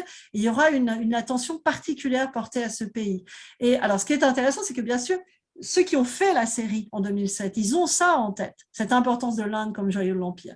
Mais quand Gaskell publie son roman dans les années 1850, l'Inde, ça fait juste partie du paysage britannique. Mais ce qui est intéressant vraiment et flagrant et tout à fait révélateur, c'est que pendant des années, jusqu'à la période qu'on a appelée le New Imperialism, dans les années 1870-1900, moi, je ferai comme bande chronologique 1870-1902, quoi, après la fin de la guerre des Boers. Cette période de New Imperialism, nouvel impérialisme, là, c'est une période d'impérialisme assez agressif, avec avec cette sorte de suprématie de la race britannique et cette exaltation des valeurs de l'Empire britannique. Mais avant ça, on est dans quelque chose qu'un historien, alors plus ou moins contemporain, puisque c'est un historien qui a publié en 1883 ou 80, oui, en 83, un ouvrage qui est resté célèbre, qui s'appelle The Expansion of England. Cet historien s'appelle John Searle. Et lui, en fait, il qualifie l'Empire britannique de an absent-minded empire. C'est-à-dire, en gros, un empire par accident, un empire qui n'a pas vraiment conscience d'être un empire. Il dit il y a une phrase qui est restée célèbre, je vous la donne en anglais. We seem as it were to have conquered and people have the world in a fit of absence of mind. Il semblerait qu'on ait conquis et peuplé la moitié du monde dans une espèce d'inconscience totale. Et qu'est-ce qu'il dit en fait quand il dit ça? Il dit qu'en fait l'Empire britannique, c'est très compliqué parce qu'en fait les Britanniques eux-mêmes ils s'intéressent pas du tout à leur empire. Il n'y a pas de projet d'ensemble, il n'y a pas un projet impérial cohérent. Lui en fait, il milite pour une forme d'impérialisme plus fédéral, en fait. Il milite pour un impérialisme qui serait constitué, enfin, pour un empire qui serait constitué davantage de dominion, donc de pays qui auraient quand même davantage de pouvoir dans l'empire. Mais lui, quand il dit ça, il dit qu'en fait, mais les Britanniques, l'Empire, ce n'est pas leur problème, en fait, ils ne s'y intéressent pas. Ce n'est pas complètement vrai du tout, parce que l'Empire est très présent en filigrane dans la vie des Britanniques au XIXe siècle. Mais ce n'est pas si présent que ça en termes d'idéologie impérialiste. C'est-à-dire qu'il y a un peu, voilà, on habite à Cranford et puis on sait que l'Inde, c'est un peu une annexe, quand on y va. Bon, c'est très loin, c'est très coûteux, mais on peut être envoyé là-bas parce qu'on est dans l'armée, on peut aller là-bas faire du commerce, L'Empire britannique, pour les Britanniques qui restent en fait en Grande-Bretagne pendant une grande partie du 19e siècle, c'est le cas dans les années 1840, c'est une espèce d'élément qui existe, c'est vrai qu'on boit du thé, voilà, on a un accès à des denrées un peu exotiques qui deviennent britanniques d'ailleurs, mais on ne se pose pas tellement du tout même la question mais en fait c'est quoi cette colonisation? Est-ce qu'on est en train de dominer un quart du monde? Est-ce que c'est légitime? Est-ce que c'est pas légitime? Et tous ces questionnements, ils vont devenir vraiment, vraiment présents à partir des années 1870, et puis bien sûr au-delà. Et on voit, je trouve, dans Cranford, cette sorte de naïveté par rapport à l'Empire. Voilà, l'Inde, c'est une espèce voilà, c'est une annexe et c'est exotique, ça a l'air pas mal. Mais enfin, ça n'est pas, il n'y a pas de réflexion sur l'Empire. Et alors, on pourrait dire, oui, mais bon, c'est des habitants d'un petit village, on ne s'attend pas à ce qu'ils aient une grande réflexion sur l'Empire. Mais en fait, c'est tout à fait représentatif une sorte d'impérialisme tranquille du Royaume-Uni, non, de la Grande-Bretagne plutôt d'ailleurs, parce que le Royaume-Uni, ça inclurait l'Irlande qui n'a jamais été inclus dans ce projet impérial, mais de la Grande-Bretagne par rapport à son empire. Et quand on parle d'empire britannique, on parle du plus grand empire ayant jamais existé au monde, quand même. On parle d'un empire qui a colonisé un quart du monde, un tiers de la population. On parle d'un petit pays qui représentait à peine 2% de la population qui dirigeait tout ça, mais en fait, on a tendance à réduire l'Empire britannique à cette période très précise de l'histoire, 1870-1902, de New Imperialism extrêmement agressif, extrêmement idéologique. Et pendant très longtemps, l'Empire britannique, c'est une sorte de cynisme d'exploitation du reste du monde, mais sans vraiment, sans conscience particulière et surtout pas pour les habitants ordinaires de la Grande-Bretagne. Et ça, c'est intéressant parce qu'on le retrouve dans Cranford et c'est une chose à laquelle on ne pense pas toujours assez. Et en Inde, à l'époque, il commence à y avoir pas mal de problèmes, malgré tout. Il y a un processus d'anglicisation, c'est un processus d'essayer d'interférer dans la culture qui commence à se mettre en place et qui va conduire à une révolte en 1857, mais c'est plus d'une douzaine d'années après notre période dans la série. Donc l'Empire en filigrane, l'Inde en filigrane, je trouve que c'est très intéressant de voir en fait cette forme de naïveté et qui était réelle, et qui a conduit Searle à dire mais réveillez-vous, en fait, on ne peut pas avoir un empire et faire comme si on n'en avait pas ou faire comme si ça allait de soi. Voilà.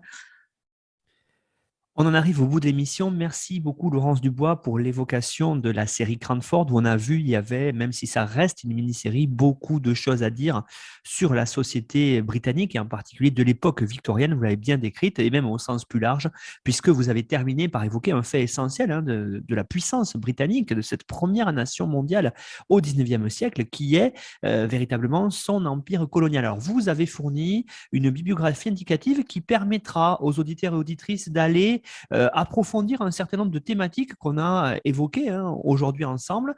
Vous la retrouvez sur la page de l'émission de notre site histoireensérie.com et puis n'hésitez pas à suivre notre actualité sur les réseaux sociaux, Twitter et le groupe Facebook Histoire en série. Laurence, je vous remercie vraiment pour cette émission très riche et complète et je vous dis peut-être à bientôt pour une nouvelle série.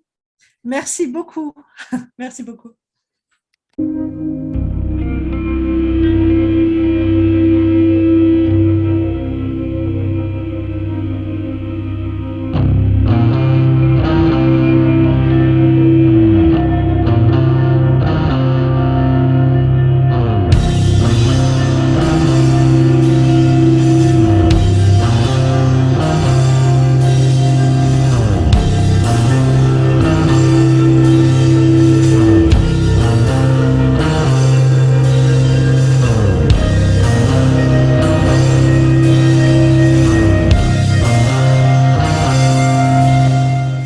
Retrouvez-nous sur Twitter @Histoire en série pour connaître le programme à venir ainsi que des conseils bibliographiques.